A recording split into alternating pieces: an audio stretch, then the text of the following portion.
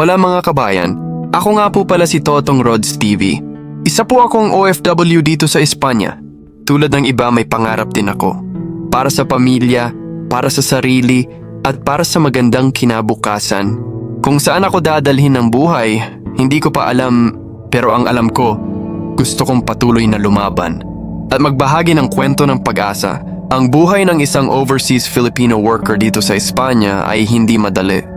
May mga araw na puno ng sigla at saya, ngunit mayroon ding mga araw na tahimik at malungkot. Sa bawat umaga, dala natin ang pag-asa at sa bawat gabi ang pagod at pangarap na magtagumpay. Umalis tayo ng Pilipinas dala ang tapang at tiwala. Tapang na iwan ang pamilya, ano't tiwala na may magandang kapalit ang lahat ng sakripisyo. Hindi madali ang malayo sa mga mahal sa buhay.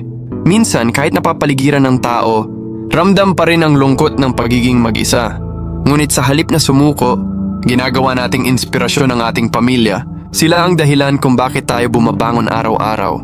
Sila ang rason kung bakit kahit pagod na, ngumingiti pa rin tayo. Sa bawat mensahe mula sa anak, sa bawat tawag ng magulang, at sa bawat salitang ingat ka, parang nawawala ang bigat ng katawan. Ang trabaho dito sa Espanya ay hindi biro. Minsan kailangang magsimula ng maaga at magtapos ng hating gabi. May mga pagkakataong gusto mo nang umuwi. Ngunit kapag naaalala mong may umaasa sa'yo, pinipili mong magpatuloy. Bawat pawis na tumutulo ay may kapalit na pag-asa. At sa bawat araw na natatapos, may dahilan para ipagmalaki ang sarili. Ang bawat Pilipino dito ay patunay ng sipag, dedikasyon at tibay ng puso. Hindi lang tayo nagtatrabaho para mabuhay, kundi para matupad ang mga pangarap.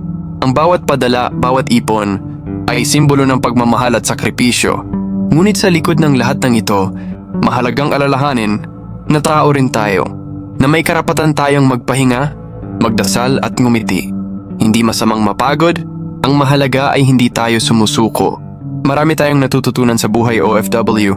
Natuto tayong tumayo sa sariling paa, magtiwala sa sarili, at pahalagahan ang bawat maliit na biyaya. Natutunan nating makontento at higit sa lahat magpasalamat.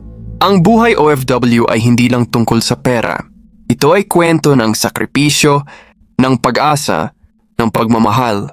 Ito ay kwento ng mga taong handang magsakripisyo para sa kinabukasan ng kanilang pamilya. Darating ang araw na makakauwi tayo. Makikita natin silang muli, may yakap at ngiting matagal nating hinintay. At sa sandaling iyon masasabi nating sulit ang lahat. Sa ating mga kapwa OFW, mabuhay tayong lahat. Maging proud tayo sa ating ginagawa at patuloy tayong maging inspirasyon sa bawat Pilipinong nangangarap. Mabuhay ang mga Pilipinong matatag, mapagmahal at marangal saan mang panig ng mundo.